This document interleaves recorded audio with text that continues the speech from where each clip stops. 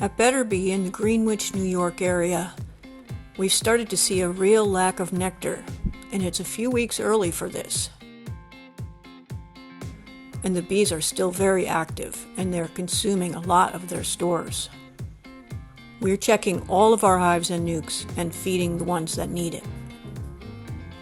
In September and October, we see asters, goldenrod, a few other wildflowers still hanging on, but we're already seeing them starting to dry up. The bees are finding their meals few and far between and actually consuming what they've stored already.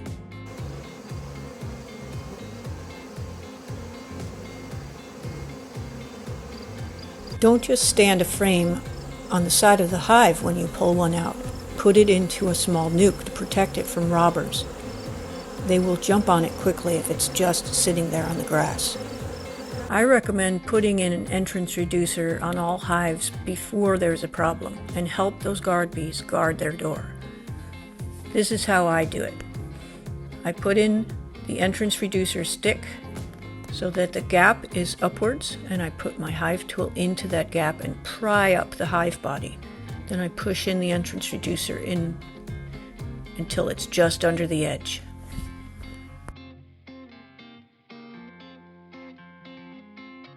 By hefting a hive or a double nuke, as we have here, you can get a feel for how heavy it is. This one's too light. The weight we really want is when we heft it, we can barely tip it.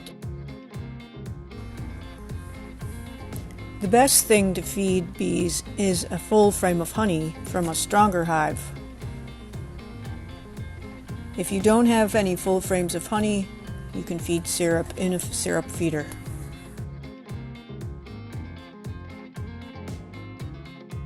In order to put in a feeder, the frame feeder which we use, we got to remove a frame. And usually the frames near the wall are the emptiest. Since we're going to put in at least 10 pounds of feed, even if the wall frame has some nectar in it, it's better to remove it and put in the 10 pounds of feed. And there are other kinds of feeders you can use that don't mean taking out a frame. We'll talk about those soon. This division board feeder has a float stick down at the bottom. The stick will rise up when we put in syrup. Any bees that were clinging to the sides come up on the surface of the syrup, and they catch the sides or grab onto the float stick at the top.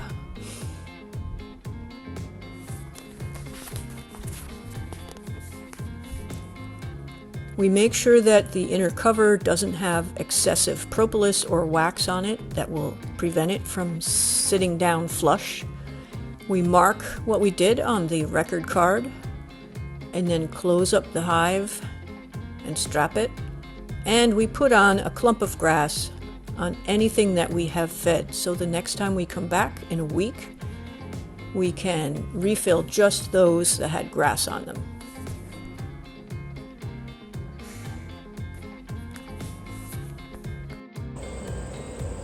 There are lots of different kinds of feeders that you could choose to feed sugar syrup. We are using the division board feeder for our nukes and hives. It's also called a frame feeder because of its shape. If you use it with the two crossbars on it to help it hold its shape, then you can put in a float stick, which the bees ride on as the syrup goes down.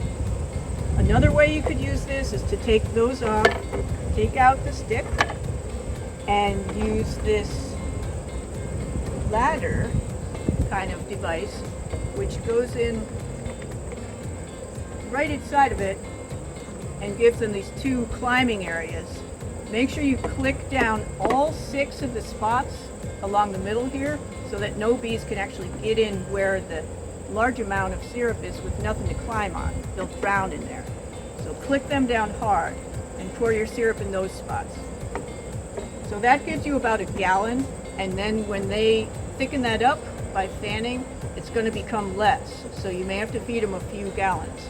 And a gallon is about 12 pounds of honey.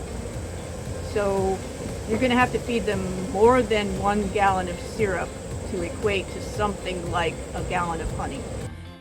Here are a few others. This Bee Smart feeder has the access to the syrup through the inner cover hole. Later, after you put your full feeder on, be sure to put an empty box and put your cover tightly on the top. The pail feeder acts just the same way. The access is through the inner cover hole. Put on a box and the cover. These two Hive Top feeders in the back are very similar, just for different types of hives. They have a large reservoir in the middle.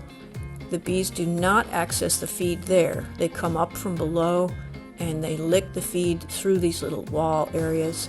Here's our yard finished.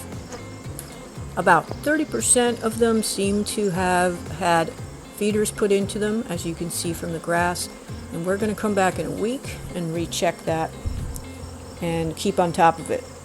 Watch the weight and take care of your bees.